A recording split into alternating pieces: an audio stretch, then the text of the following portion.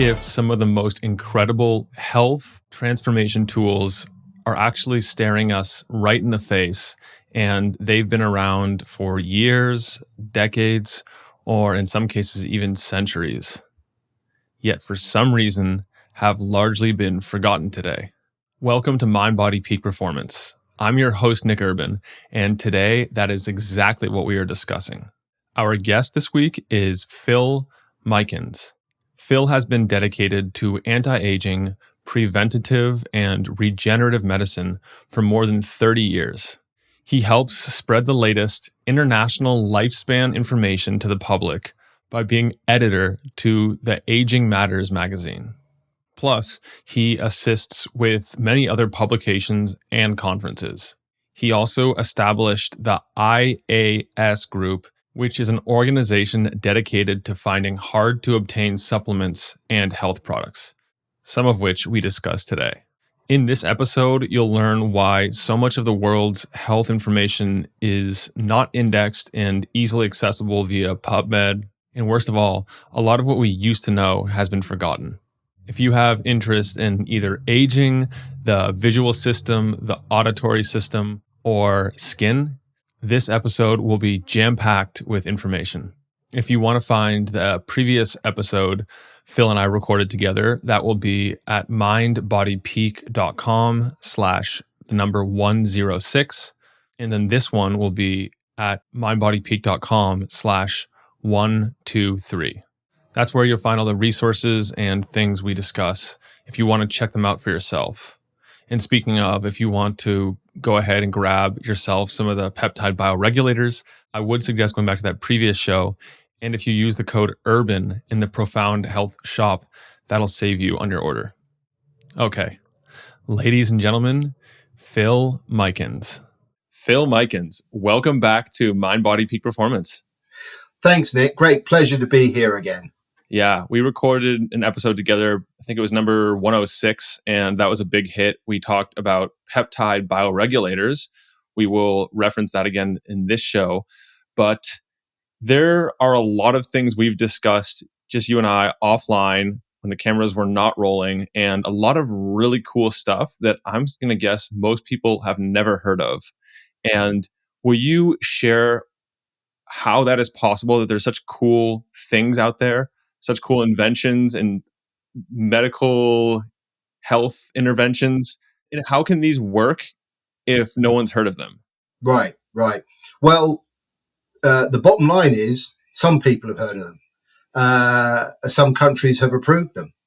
But if you talk about mass knowledge, like the world knows Viagra or Prozac or something like that, no, they're nowhere near that level. And we can certainly get into some of the reasons why. In fact, I think all the things I want to mention today are effectively natural agents. And that's one of the major stumbling blocks to getting anything promoted. And unfortunately, whether we like it or not, with the systems that are practiced in the Western countries like yours and mine, they need that promotion. You know, there are not many practicing doctors, medical doctors, what we call GPs in the UK, general practitioners, who have enough time to look up the research and all the rest. So let's be honest, most of them might go along to a few medical conferences sponsored probably by pharmaceutical companies and then wait for the pharmaceutical reps to come in and tell them what's new. So how can we put it?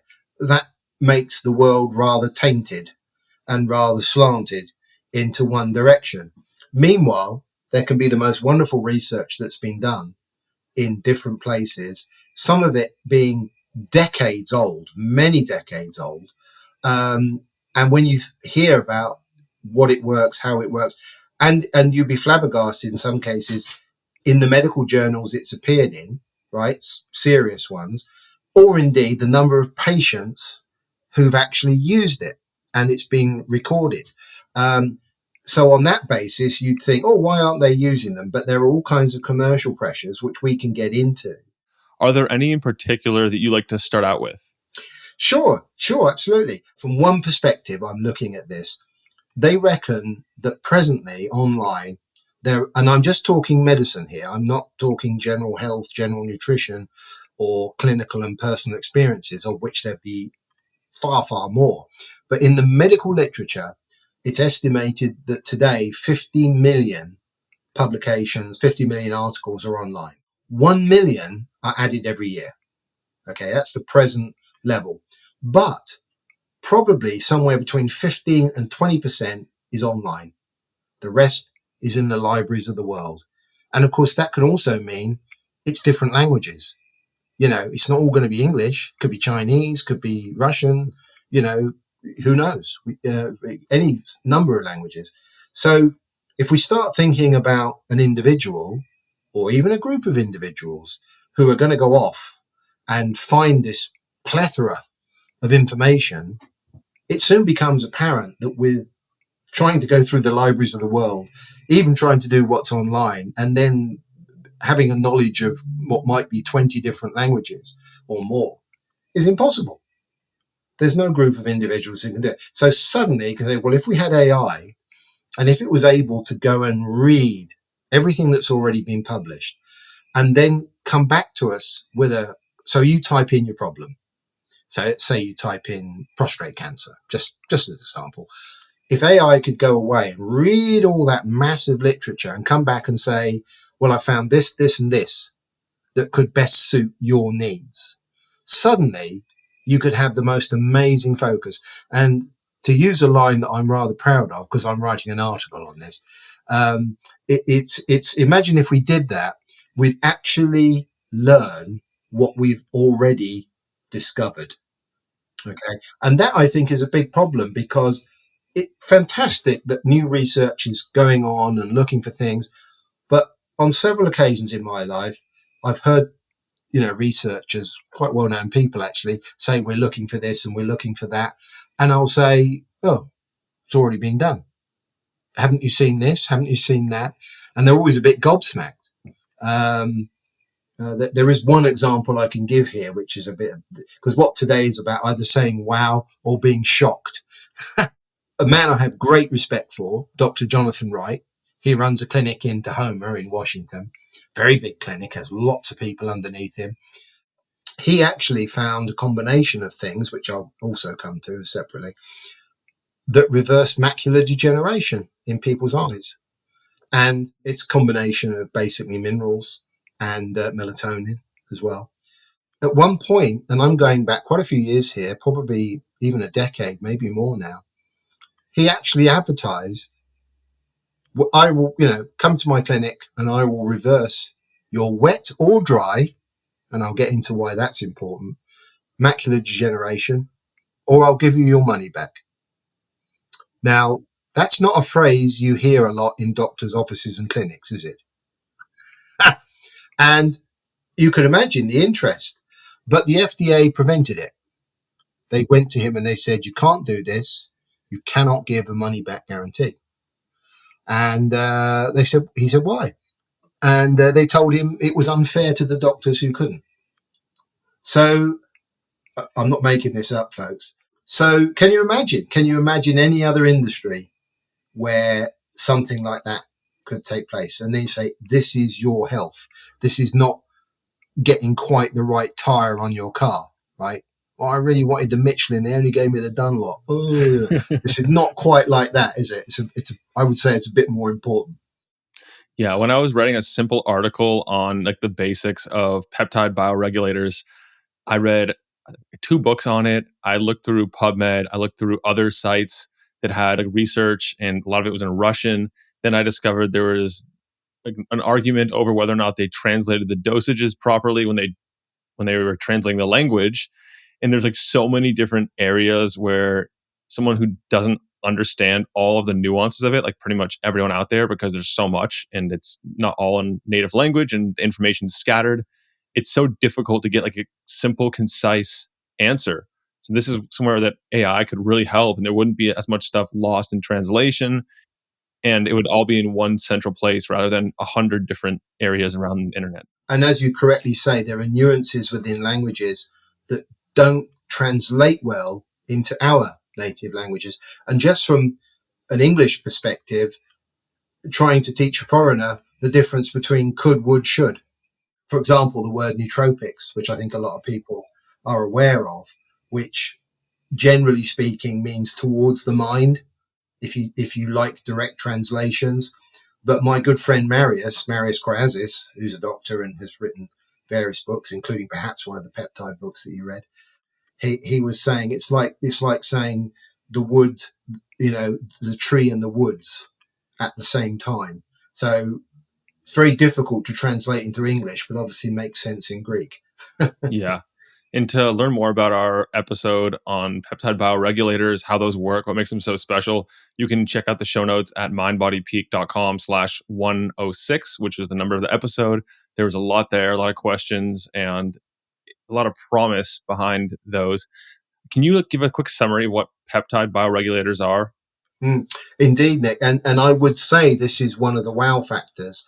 The Soviets, because it was in that time, discovered that short chain peptides. So what do I mean by that? These are very small links of amino acids. A peptide is made up of amino acids, and a bioregulator, which is a term that's been given by Professor Vladimir Kabinson, who's the lead researcher behind all of this. And they are basically peptides made up of 2, 3, or 4 amino acids. So they're particularly small, but they're not all bioregulators. So what they discovered was that these, and they discovered, commercially available today, there are 21. Although actually, if you look at the literature, it was probably approaching 50 that they discovered in the literature, are in different foods. Okay. And they are gene switches.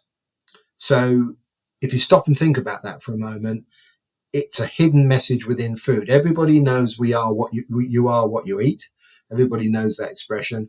Everybody is getting into epigenetics, how food changes us, and biohacking, of course, is a big part of that. Imagine if you knew which peptides, which food groups to silence or activate a specific gene for a specific purpose. Okay. And you're really getting into what's called precision medicine, very much precision medicine. And the Russians and the Soviets, originally it was a Soviet military secret. They reserved it for their troops, their cosmonauts, and their Olympic teams. But since perestroika, this stuff has been in the open. And today, the oral versions, and they work orally. Anybody that knows about peptides knows that most of them don't work well orally because their chains are too long. But these ones work orally, and with all the evidence, all the backup. They're food supplements in the Russian countries. It's not just Russia.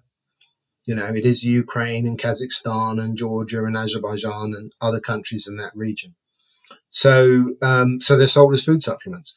They're incredibly safe. There are various, it's a long list, 21, but you've got things like heart and liver and kidney and pineal and testes and ovaries. There's a lot there that people, if they're interested, go to our last time we spoke and look that up. So the implications of them are enormous. Yeah. And what really stands out about them to me is they work epigenetically. So they don't actually change your genes, but they change the expression of your genes.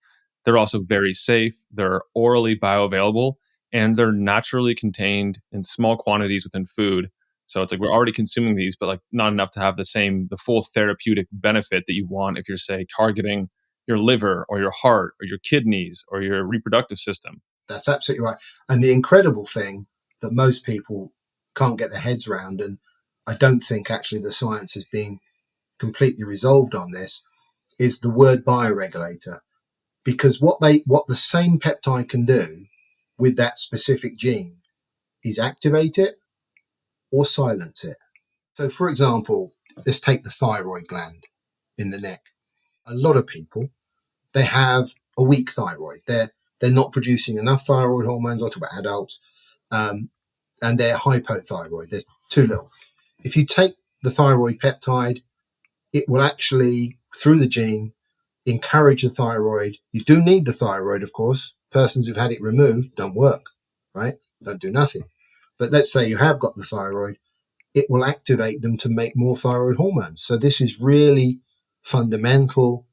It's endogenous. In other words, it's happening inside the body. It's not you taking a thyroid hormone, okay, which would be exogenous, outside the body. But here's the crazy thing. If you were one of the rarer persons who is producing too much thyroid hormones, i.e. you're hyperthyroid, it will silence the gene and you'll stop manufacturing as much thyroid hormones. And it bioregulates. Think of it like an adaptogen. I think a lot of people are familiar with that term these days. So it's like an adaptogen. And it may also help to explain why in Russia, and Professor Cabinson has spoken of this openly, saying it's been dosed over 100 million times in millions of people. Because remember, folks, this has been happening over 40 years. Right? This wasn't discovered last week. They haven't seen any serious side effects. And it could help to explain that you don't appear to be able to overdose. And I think that normal peptides tend to be among the safer class of therapeutics, but then bioregulators are even a notch above that. There's a lot of peptides out there, hell of a lot. I mean, when you think about it, you've got your amino acids, and then, of course, depending on where they are in the chain and how long the chain is, you start going up, you start calling them, there are all sorts of, I did look up the other day, the longest peptide. I can't remember, I think it was around 50 amino acids. It's quite long, but we start calling them proteins. We even start calling them hormones, right? So take another example, human growth hormone, if memory serves me correctly, is 191 amino acids. So hell of a long one. You'd never be able to swallow it. It wouldn't work. It would never get through the stomach. That's why it has to be injected. And I think a natural source of some of these bioregulators, again, in much smaller doses than if you took a dedicated supplement, would be in the respective organ. So, say if I ate liver, then I'd be getting a small dose of the liver bioregulator in some form. Absolutely. It goes back even to the work of people like Weston Price, who, if I remember rightly, you're talking like 20s, 30s, 40s, who made discoveries in native tribes around the world, some of which aren't there anymore, and saying that, I remember one in particular, if memory serves me right, it was the Hunza tribe in Pakistan. I might be wrong, but I think it was. And they ate the necks of the animals. In fact, our forebears would have wasted nothing. You know, maybe mum or grandma, made chicken soup from the bones. You'd had the meat, and of course, it wasn't that long ago when people ate the organ meats. And now we're so fussy, we don't want the black meat of a chicken. We only want the white meat, and then we only want the breast, maybe. I don't know. So, but in days not so long ago, the entire animal was consumed. And Weston Price, in his studies, showed that the tribes who were eating, in this case, the necks of animals, didn't have any thyroid problems. And it could well be the peptides in those meats through gene switches that is responsible.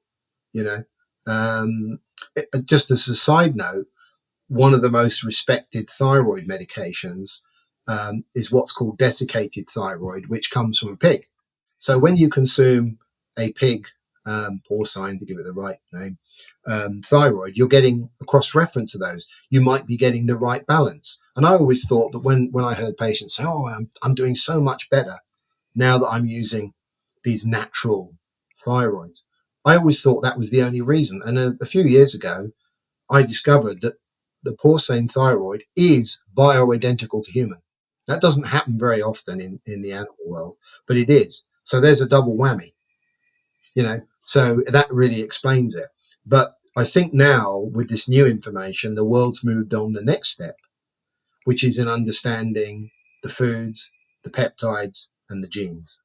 Well, let's talk more about the visual system now, because you briefly mentioned to me about some of these cool products and the information behind them, but I'm still mostly in the dark around these. So I'm interested to hear what they are, how they work, and if there is any research or anecdotes that you've heard about each of them.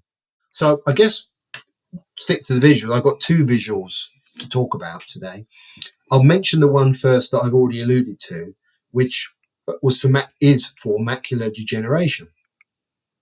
And in case folks don't know, macular degeneration is basically a breakdown on the retina in the eye, the back of the eye. And there are two forms. One is called dry, which is much more prevalent. Probably 80% of the people, maybe more, who have macular degeneration are dry. And generally it starts dry, which kind of means it's not bleeding. Literally, it's dry. And then you get wet, where is a bigger problem. And the situation in most countries is so bad that if you go along to the doc, and what happens is literally part of your vision will evaporate. You know, if you put a pencil in front of your eye, can you imagine if you moved around that bit you couldn't see? And it can get worse. It depends where on the retina, it depends on the size, but generally it gets worse until eventually you might not see anything at all. So, you know, it's extremely concerning, obviously. Generally, most people, it starts off dry, and it can be dry for quite a long time. The drugs that are available are so expensive, so difficult to administer, they are injected into the eyeball, and that can be done like every 2 or 3 months, and so expensive. Now, the last time I looked them up was a few years ago, but I'm just talking about the cost of the drug now. I'm not talking about the doctor's time, the clinic, the insurance, the equipment, and all the rest of it. Was running over $1,000 per injection. Whoa. And the clinical studies are showing that after 2 years of doing this every 1, 2, 3 months, it's 50-50 whether it makes an improvement. Right? So in other words, it's not particularly stunning. It's expensive. You know, I don't think anybody wants to see something coming towards their eye, etc., etc. So wouldn't it be nice to find something that is more effective? Well, going back to Jonathan Wright, he found literature going way back about injecting minerals. But what I was wanting to focus on was a study that was published in 2005 in the New York Academy of Sciences, respected journal, that was conducted in China. There were 100 patients. There were 110 eyes, because some patients had a problem in both of their eyes, right? And they were suffering from wet and dry. So, I should have mentioned that many countries around the world, including my own, if I went along to my NHS hospital and they said, you've got dry macular degeneration, because of the cost and because of the paucity of effects, they will normally say, we're not going to treat you now, come back when it's wet. So in other words, when it's got really bad, we'll do something about it. So in this study in China, like I say, 100 patients, 110 eyes, some had dry, some had wet. I can't remember the exact breakdown of the numbers between the two at the moment. But what they gave everybody was very simple. They gave them every night 3 milligrams of melatonin, 50 milligrams of zinc, and if memory serves me correctly, 50 micrograms of selenium. Is this oral? Yeah. It was actually all put into one pill. So they gave these folks that every night. Okay.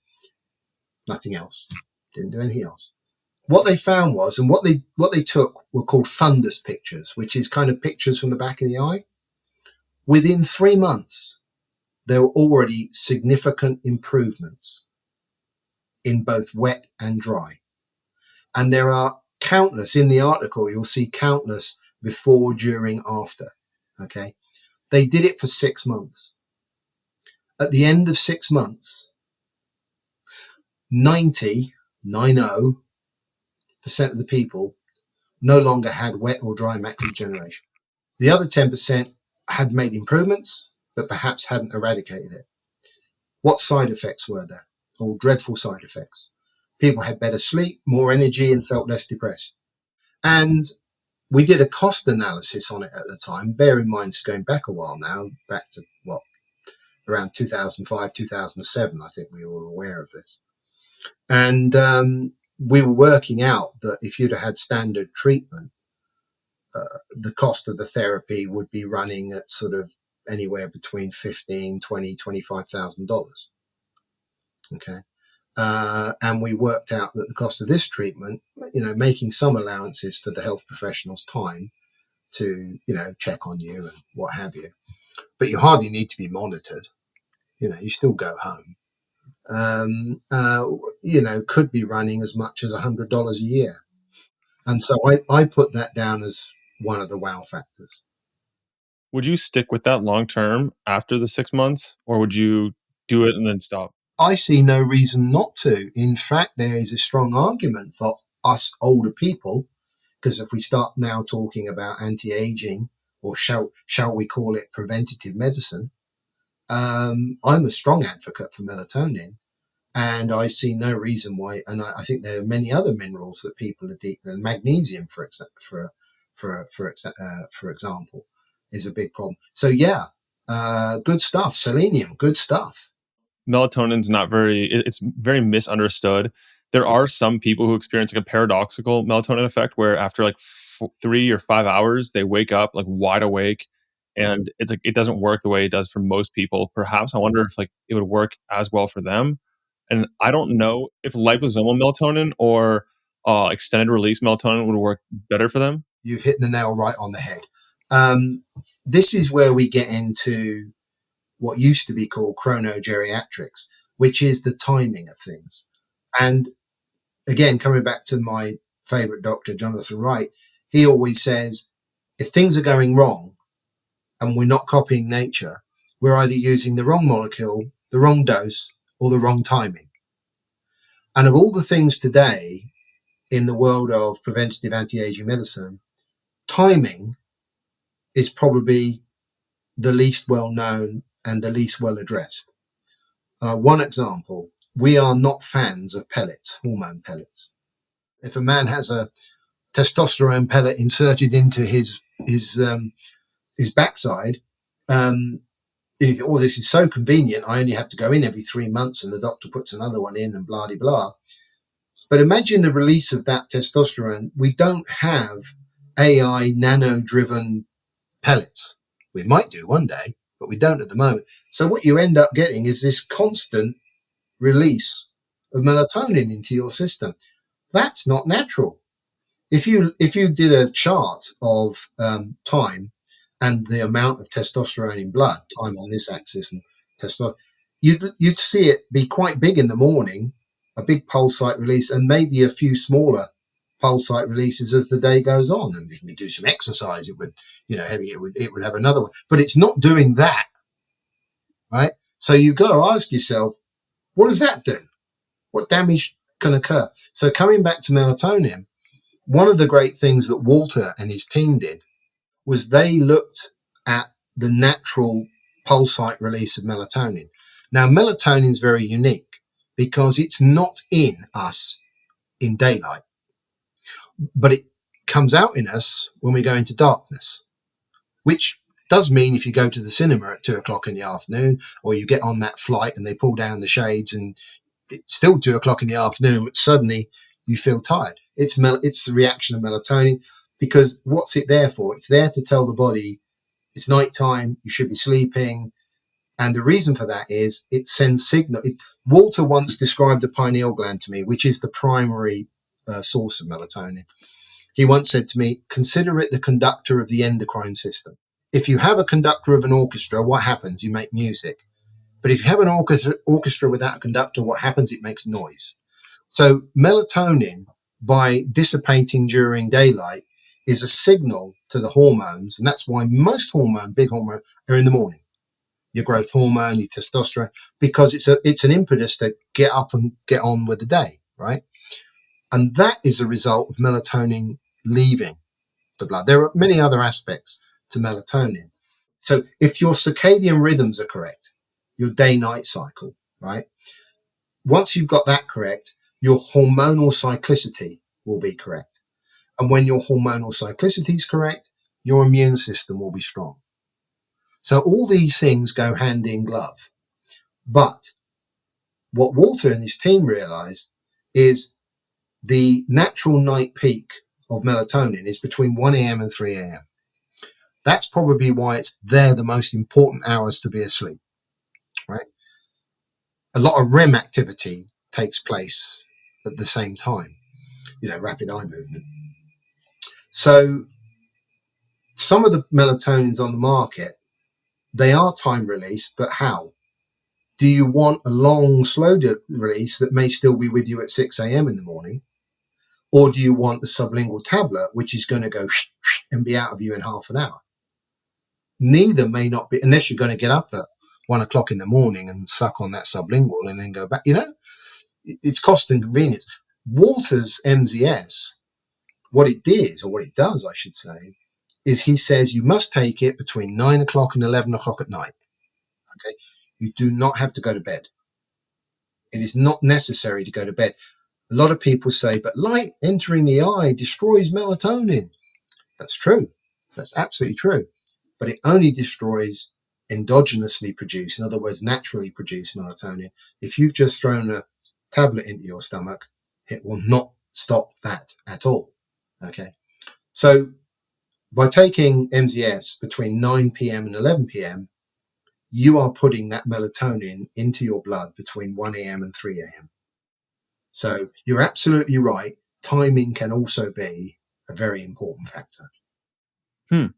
Okay. And then the other question I had about that is the decision to only include a couple minerals, zinc and selenium. What about copper to balance the zinc to copper ratio? There are many other things you can get into, but on a simplistic level, I mean, Jonathan Wright used to give a multitude of different minerals by injection, I hasten to add, but he found that the patients who were already suffering with macular degeneration were in the bottom quartile. If up here is absolutely premium optimal in terms of your mineral balance, most of us are operating in the middle, suboptimal. But the folks who've got the problems, they're right down the bottom, right? So he found that in many cases, maybe not in all cases, many cases they needed that boost that could only be provided by injections in his particular case. But I think that's a big tick. If we can really successfully treat macular degeneration in a large percentage of people, I'm never going to say it's 100%. There's all sorts of complications, but imagine that, and really for very little money. It's a win-win, absolute win-win. If we stay in the visual field, there's another big one, and really weirdly, what we talked about was Italian and Chinese research, but this is going to be Russian research again, and it originated in the 90s and very early 2000s from a place called the Helmholtz Eye Institute in Moscow, who gave the world cataract surgery all those years ago.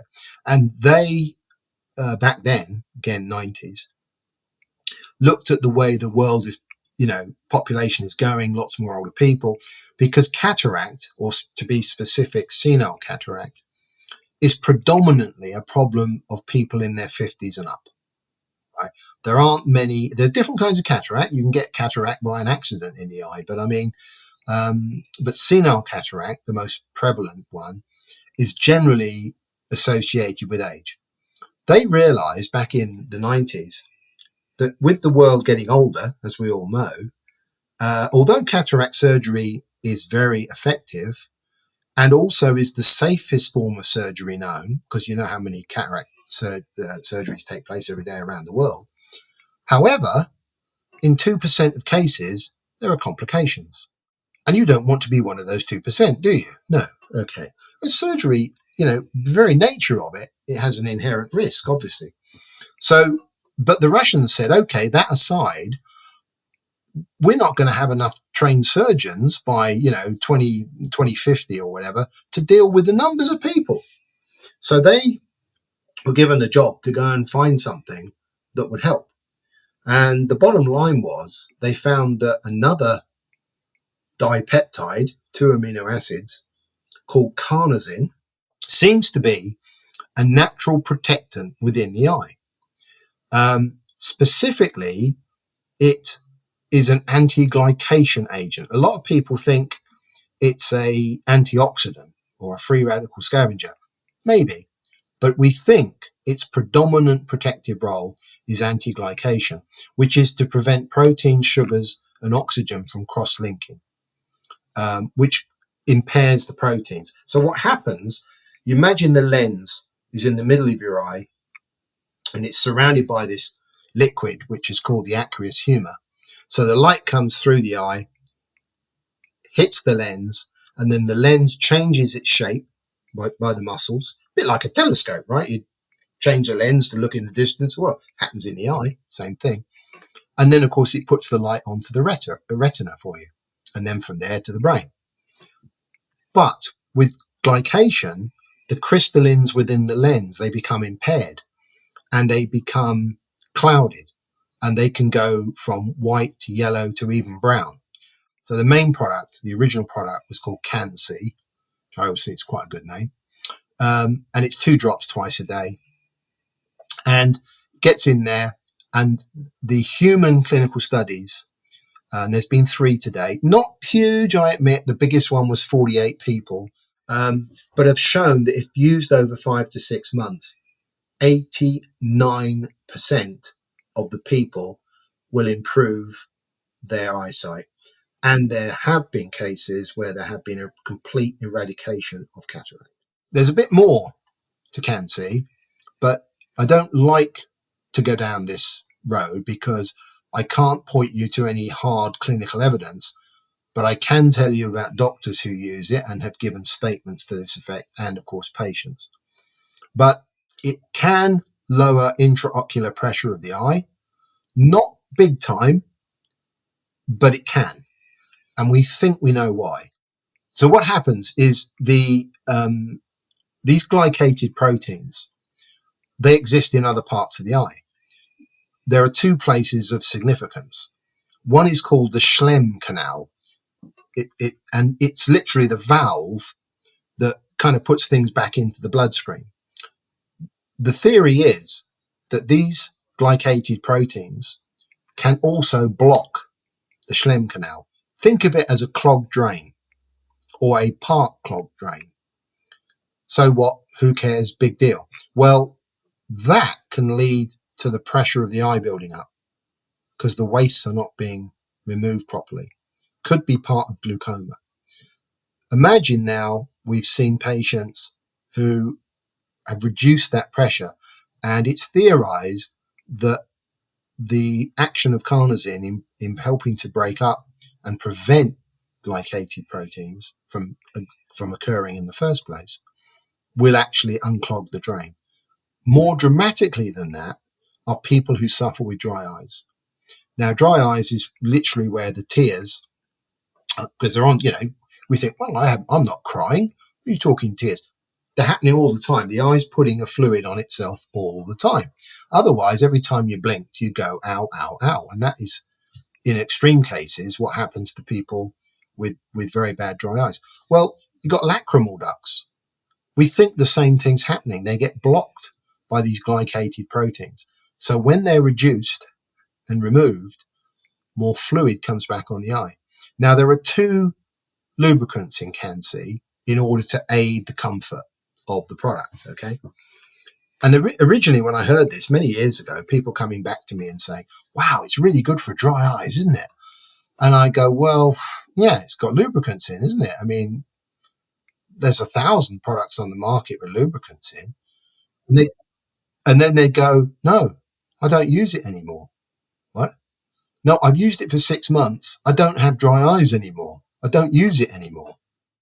Yeah. And so the way Can-C works is it helps prevent glycation, which, to summarize, like when you spike your blood sugar, for example, you cause a lot of downstream issues, like the stickiness, so to speak, of the sugar, like wreaks havoc around the body and especially in the eyes. That's like one of the main sites where it causes damage. And you can actually see this yourself if you go out and you eat like a really sugary meal and you try and do something later that requires like very precise vision and sight, you can actually see your vision get worse an hour, 2 hours after like a high sugar meal compared to like earlier in the day when you haven't eaten. Absolutely, Nick. And of course, it's a problem for diabetics because people are, one of the measures is to see how many glycated proteins are in a person and say, oh, you're diabetic. I mean, you can measure the blood glucose as well, of course, but, ABA1C and other factors, how many glycated proteins are circulating in that person. And as you rightly said, if you don't know you've got diabetes, you may go along to your doc when you start saying, my vision's blurry, right? Or my urine's sticky, or, there's 100 different ways of doing it. But absolutely right. People who eat a lot of sugar might suddenly find their eyesight's deteriorated. But so if my vision was a little blurry for no particular reason, like I don't have cataracts, I don't have AMD, these wouldn't necessarily Come be on, you my, didn't have 4 pints of beer. yeah, that too. None of that. But like, I guess it's age related. Perhaps my vision's like slowly deteriorating, or say I already had glasses and like my prescription keeps getting worse and worse. These wouldn't necessarily be my things to look into, would they? It's a good question. If it's genetic, perhaps not. I was told long ago that in most people, the average person, as we get older, the eyesight will actually lengthen, and then come back the other way later on. That's why if you go into a hotel and you see the old folks reading the newspapers, they're all holding them out there, right? You would normally hold them here. They're all holding them out there, but they haven't got their glasses on to do the adjustment. I don't know. I think it could. I'm not saying it wouldn't, but I'm not saying it would be my first choice. All right, that's fairly comprehensive for the visual system. We got two different things to look into there. And then on the auditory side for hearing, I know there's another wow factor there. Yeah, thanks, Nick. Again, this is one from my favorite doc, Dr. Jonathan Wright. That's Wright with a W, by the way, if anyone's looking him up. 1940s research, rediscovered by his university students. And what it was, there's a hormone called aldosterone, and it's produced in the adrenal glands. And the average, that's probably not the right word, the normal use for it is to help with salt balance in blood, and even sometimes it has a role in people's balance. When I look around different countries and I travel a reasonable bit, there are too many young people wearing glasses.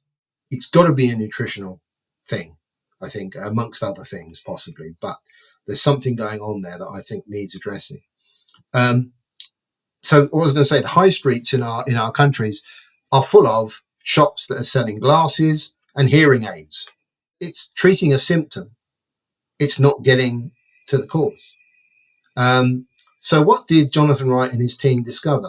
Well, they discovered from 1940s research that patients who were having trouble hearing, who had no physical damage to their ear, were given aldosterone, regained their hearing. Now, one interesting side note to point out here, which has been covered by a guy called Dr. Rich Lippman, he thinks there are two hormones that are very predominant in hearing. One is aldosterone for the volume, and the other is IGF-1, or insulin-like growth factor, for the detail. Okay. But in most people's cases, I would suggest it's the volume that's the problem. So it turns out that when they've now since then developed a test whereby they can more or less say, if your aldosterone levels are here or lower, you will probably, and you have hearing loss, you will probably benefit by taking some aldosterone. Okay. Because of course, if your aldosterone levels are quite good, it may be something else. However, there is a large group of people who have taken aldosterone and got their hearing back. Now, two things to point out here. That when they gave these patients some aldosterone, they were giving them approximately 125 micrograms orally, that within a few days, their hearings returned to a near normal state. Now, did they have to keep taking aldosterone? Yeah. Maybe not every day, but they were keeping these, monitoring the levels, keeping it up. Since then, and I'm happy to say I had a hand in this, there has been a liquid aldosterone made. It's called AldoPro, and it's in drops. Now, originally designed for sublingual use, until a bunch of docs say, what if it's eardrops? What happens is over several hours, the hearing is improved. Now, you might say, well, what on earth's going on? How can you put it in your ear? Well, it turns out it's a signaling molecule. So the little hairs, which I've forgotten the name for, inside our inner ears are obviously vibrating with the air movements. That's what tells us. But it's the signal from those to the hearing center in the brain. And aldosterone appears to be part of that signaling. Aldosterone has an impact here, and actually applying it works like a signaling molecule, and we get some of the benefits. Like we actually notice like a pretty immediate effect if we're going to notice one when applied to the ear. So, how would you recommend like going about addressing this deficiency, like the insufficient production? Like, are there things we can do so that we produce more aldosterone on our own? The one thing I remember, because I some people hate this stuff, personally I love it, was licorice. He was saying there were 8 ingredients in licorice that were very good, but there were other things in that book. So there are obviously foodstuffs that will support our adrenal glands. So I would look to that. You know, coming back to the 3, if you will, at the top of the pyramid, where I tend to spend most of my time, is I would look at melatonin as a general dresser, but don't go overnight with it. You allow 3 months before you make your mind up. I think it would be worth thinking about the adrenal peptide bioregulator. I just, although it's only popped in my head, I don't see why it shouldn't have an effect in that department. And of course, there is aldosterone itself. What's cool about these, and specifically that last one, is that you can use the drops initially, figure out if that's what the issue is. You notice that relief or lack thereof pretty quickly, and then you can say, okay, I'm going to focus on naturally improving my aldosterone levels now, and then you don't need the drops eventually, and then you take care of it through peptides, bioregulators, lifestyle. You'd only use it on odd occasions. You might say, "Oh, I really need to hear this," or whatever. With one caveat there, Nick, and that is, make sure your ears are nice and clean first time you use it. This last one I'd like to tell you about. His name is Dr. Bill Cham. When he was a young man, he walked around his island and he noticed that horses and cows, etc., would sometimes rub themselves up against this local plant, which they call the devil's apple, but is actually a relation to eggplant. Okay. And he asked the farmers, because he was a budding biochemist training, and he asked the local farmers, why do the animals do this? And their reply was, well, they get lesions on their skin and they instinctively, when they get them, rub themselves up against this plant. And Bill said, oh, weird. Does it help? And the farmer said, well, funny enough, yeah, it does. So this fascinated him. And he spent 20 years researching it. Okay.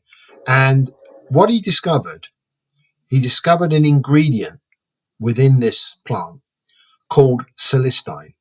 Okay. And what those lesions were, by the way, so I should point out, they're cancer, skin cancer we're talking about. They are what's known as squamous cell carcinomas and basal cell carcinomas. It's 100% effective in removing basal cell and squamous cell carcinomas. It's a cream and you put it on twice a day. And it takes 100%. 100%. If it was around the eye, inside the mouth, perhaps on the anus, somewhere it's possibly wet, it's not going to help you. But the majority of these which are caused mainly by over sun exposure, right? They can start as what's known as keratosis, which is called a sunspot. By the way, it gets rid of those in days. 80,000 patient cases documented. 80,000 patient cases documented. They know exactly how it works. What it does, turns out that cancer cells, they coat themselves with the ribose coating that is not present on a healthy cell. It removes this ribose coating. And the moment it removes that ribose coating, it would appear that the immune system says, you're a non-self cell. And the natural process of apoptosis takes place. The cream is called Bec5 Curaderm, named after the inventor, Bill Edward Cham. That's why it's called Bec. Okay. Well, Phil, this has been a blast. We've covered a lot of ground, a lot of different therapeutics. Again, last time we mentioned you coming on and talking about nootropics, but that will have to happen at a later date because we could easily talk for a lot longer about each of the different remedies and things that we were discussing today. But so far, if people want to connect with you, to follow your work, to subscribe to your magazine, which I've been loving, how can they get a hold of you? Yeah, thanks, Nick. Yes, thank you. The magazine, we have published all these stories I've spoken about today, and folks can download them for free, or they can pay us $10 and have one delivered to their door, whatever you like. And that website is called aging-matters.com. Agingmatters.com. That's all laid out there. And if you want even more detail on even more subjects, our main website, which has existed since 1996, if my memory serves me right, or maybe a bit earlier, so it's accumulated a lot of pages, is anti-aging-systems.com. So that will give you references, video links, and all that sort of thing. Absolutely.